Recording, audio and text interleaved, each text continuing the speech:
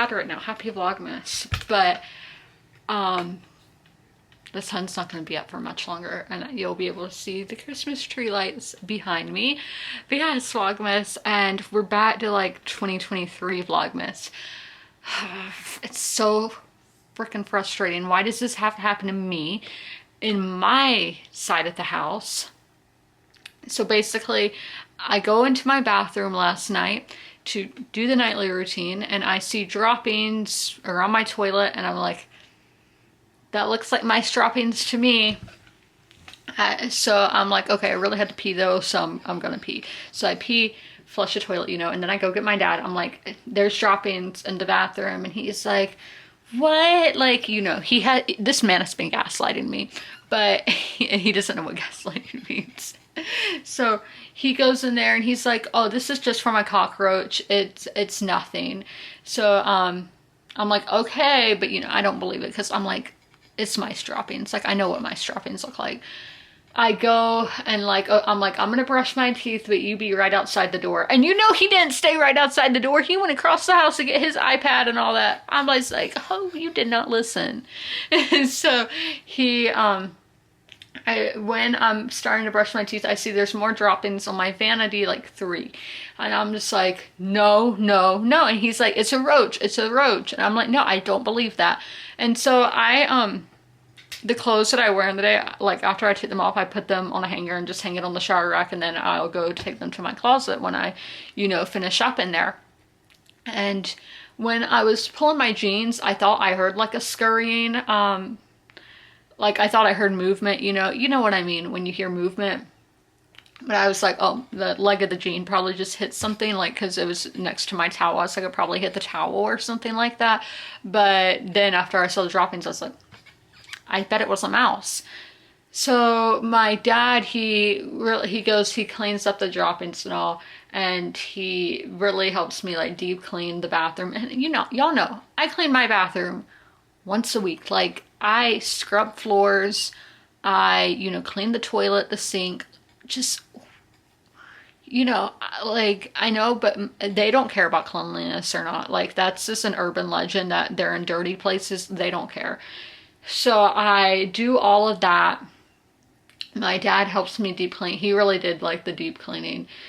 And y'all know, I've been saying there's mold in there, and my dad's like, no, it's just bathrooms are wet places. And now he's like, yeah, there's mold in there. So I'm like, I wonder if that's why I have migraines, even though my migraines are hormonal, but still. I'm like, see, everything I've told you is true, but you gaslight me into saying it's not what it is when I know it is what it is.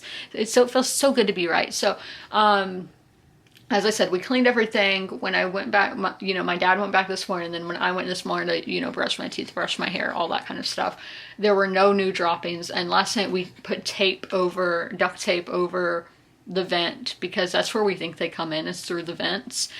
And that is kind of frustrating, since I got a whole new AC unit and all. That means they didn't, I don't know though, because they were great. They're fantastic people, highly recommend.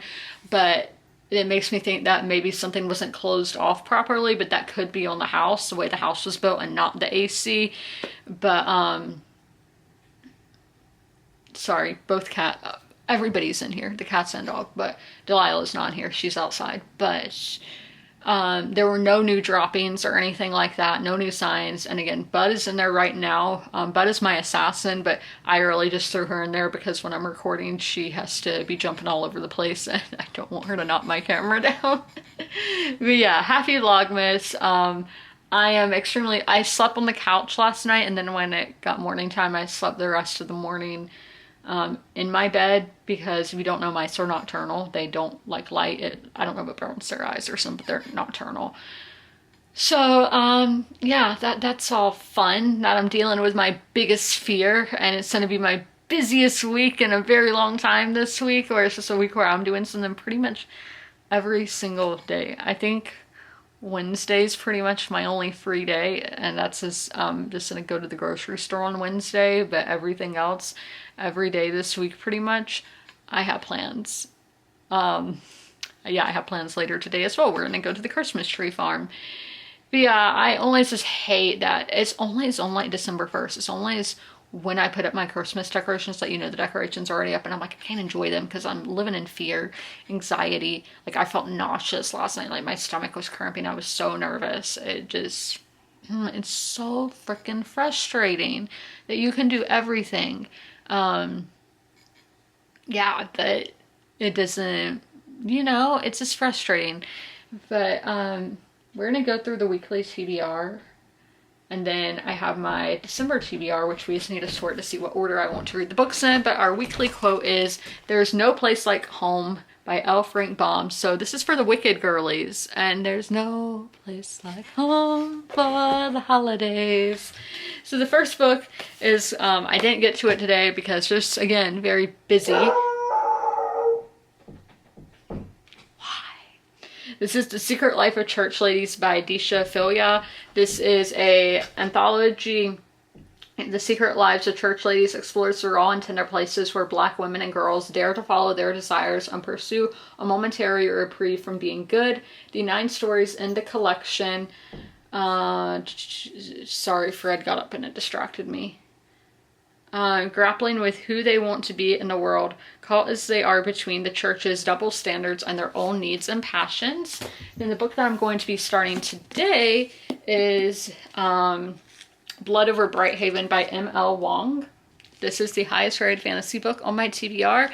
Also the book club pick for this month. It says, for 20 years, Skonia has devoted every waking moment to the study of magic, fueled by a mad desire to achieve the impossible, to be the first woman ever admitted to the high magistracy at the University of Magics and Industry. When Skiona finally passes the qualifying exam and becomes a high mage, she finds her challenges have just begun. Her new colleagues are determined to make her feel unwelcome, and instead of a qualified lab assistant, they give her a janitor. What neither Skonia nor her peers realize is that her taciturn assistant was not always a janitor. 10 years ago, he was a nomadic hunter who lost his family on their perilous journey from the wild plains to the city. But now he sees the opportunity to understand the forces that decimated his tribe, drove him from his homeland, and keep the privileged in power. At first, mage and outsider have a fractious relationship, but working together, they uncover an ancient secret that could change the course of magic forever if it doesn't get them killed first. So there's that book. My mood read will hopefully be coming to an end soon, and that is Something New Under the Sun by Alexandra Kleeman. This one, Cli-Fi, a bold and unsettling tale of personal ambition and environmental catastrophe, as entertaining and beautiful as it is devastating. Is it any of those things? I don't think so. Then I haven't updated my bookmark in here. This is my ebook, The White Queen by Philippa Gregory. This is all about Elizabeth Woodville. She was a common woman who married the King of England. They married for love, which was very frowned upon in a warring country that is England. But let's see, what order are we going to read the books in? So how do I do this? How do I make this TBR every month? So as I said, we're reading the highest rated fantasy books on my TBR, adding in a nonfiction and graphic novel as well. So I like to start with the thick books, the big, beefy, chunky books, and dwindle my way down. I used to start with the smallest and end with the biggest, but I felt like I wasn't getting enough done doing it like that. So this book, let's see, this is our nonfiction book. Now this is a nonfiction, as I said, so we are going to have notes and all. But to the epilogue, 319. That's a pretty average length book. Mistborn by Brandon Sanderson. Final Empire. So there's our epilogue. Annotations. So 659. Now this one, he's our big beefy. This is a bind up of like 4 books. And he is over 900 pages. Then Worm, our graphic novel, is 290 something. So this will be the last one we get to. Hopefully we do get to it. But that is how we set up my TBR every month. But I only read my book club pick first because I want to prioritize those. But here's the order that I'll be reading these books. So this will probably take me, I don't even know. This could take me 20 days to read. So that's really like, am I going to get to the others? I do not know, but that's what we're hoping to do this month. I don't know which way, if I scoot that way or if I scoot this way, which will be more Christmas. I have my reading update for y'all, but I also did go to Barnes & Noble, went to the Christmas tree place, got some supper, did all of that kind of stuff. I only found 2 of the books that are technically the highest rated fantasy books on my to buy list according to Goodreads. Sorry, my hands are dry because I did wash them just recently. So I took 3 screenshots. So these were the 2 that I could find when I was walking to the cash register. I did see, what is it? The Wheel of Time, the first book in that. But I was like, I'm already headed to the cash register. I'm not going to get that because it wasn't on the shelf. The first book wasn't. It was out on one of the tables. But these are the ones I did end up getting. I did get some F1 Legos. One day I will get the Mercedes.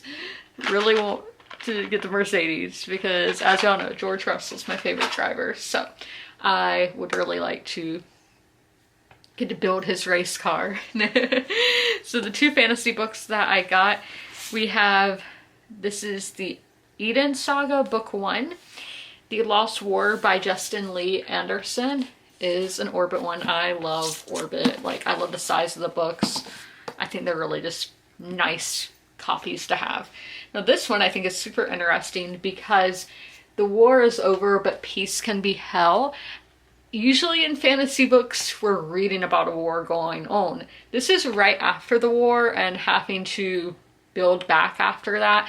So I do think that's going to be super interesting. Just wanted to show you off the cover because, as I said, I do love Orbit books and how they're designed. I think they do a great job. They do fantasy and sci-fi books.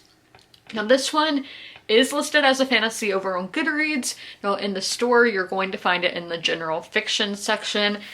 And that is Magic Lessons by Alice Hoffman. This is book 1 of the Practical Magic series. It will say 0.05 on Goodreads. This is the prequel to Practical Magic about Maria Owens, who is like the, I don't want to say matriarch, but like the founder of their bloodline. She was a woman who followed a man to the New World, to Massachusetts, to Salem. And their romance doesn't exactly go as planned. It's, you see her in the movie Practical Magic, and then obviously in the books they talk about her. But Alice Hoffman decided to write a book about her. I think this is going to be super fun and just very historical compared to the others. We did have one that took place in like the Vietnam era, but still, like, this is 1600s, so very historical, and I do like this series, so cannot wait to read that. But let's talk about Blood Over Brighthaven. I'm going to set this right here. It has kind of like a glowy, shiny cover, I guess, so it's gonna, I'm sorry if there's like a glare on it. Oh my gosh, I have to move. It's not wanting to stand up. So okay, hopefully that is the right way. I read 13%, so this is gonna take me about 10 days to read. It's looking like maybe a little less than 10 days because it is 418 pages, my copy. Also, I'm only gonna get to read, I'm not gonna have my 3 o'clock reading sprint tomorrow because I have a dentist appointment. I'm scared. I'm not confident. I'm not confident.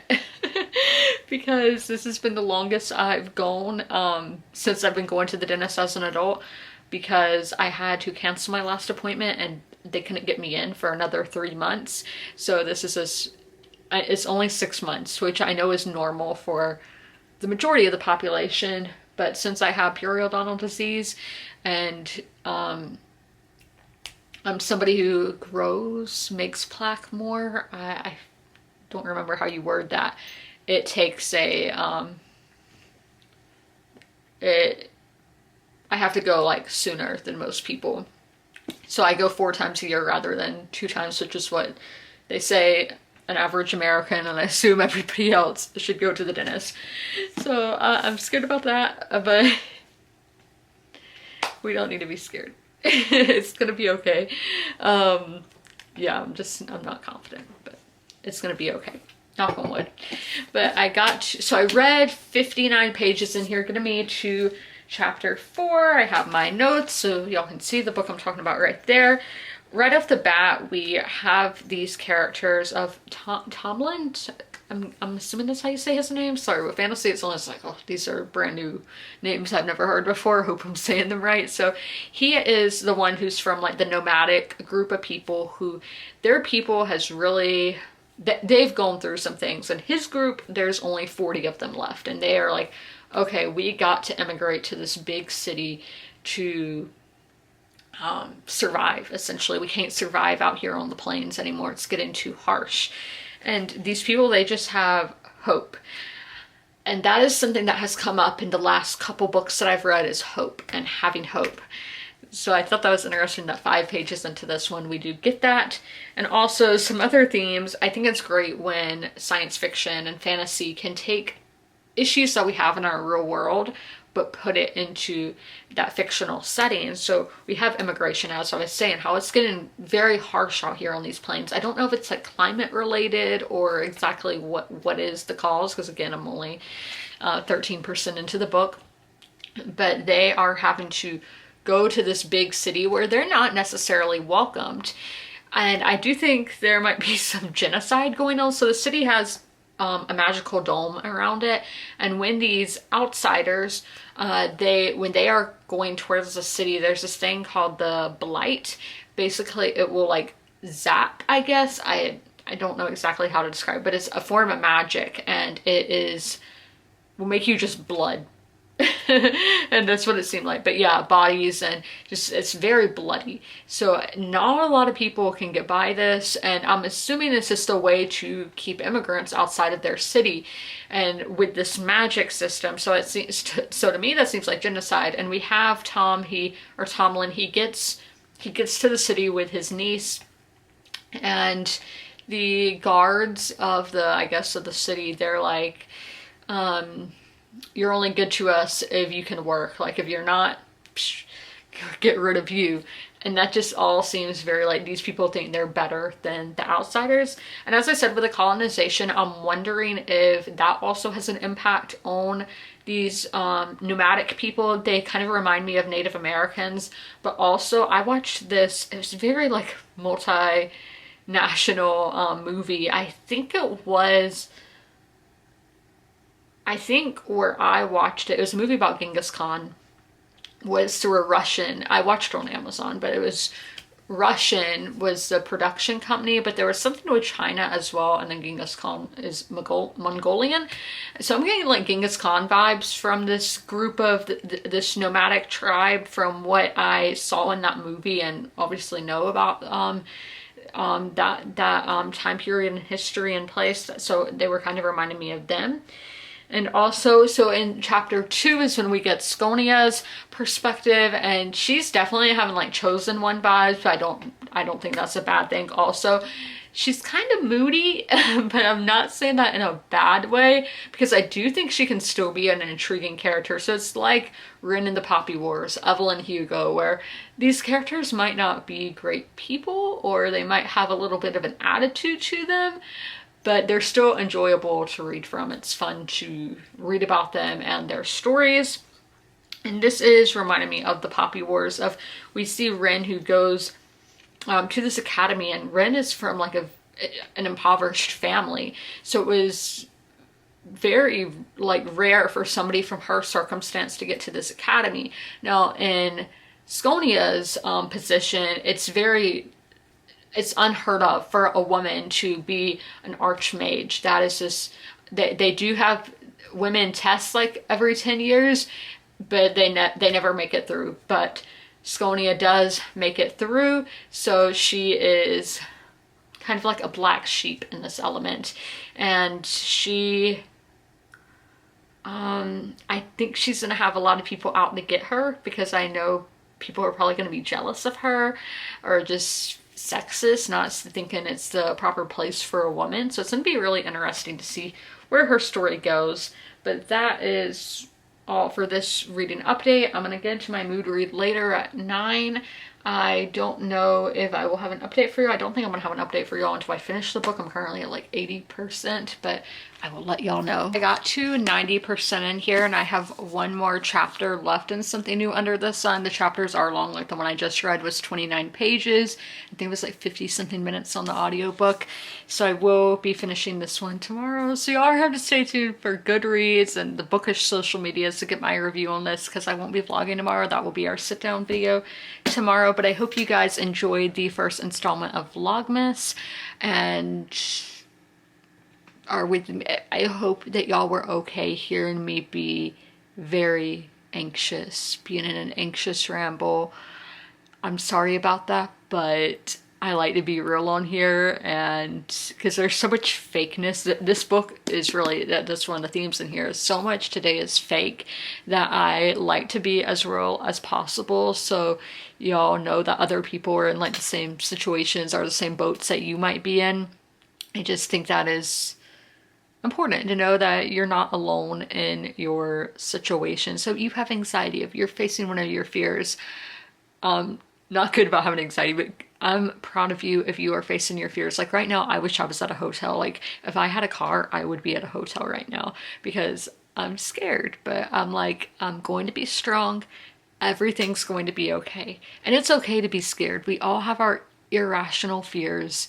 That's the thing. I'm going on a TED Talk right now, but I hope you guys enjoyed this video. If you have any things that you would like to see in Vlogmas that, you know, pertain to books and content that I actually show in my videos, let me know in the comments below. And as always, comment, rate, and subscribe. Don't forget to ring that notification bell to be notified when all my videos go live.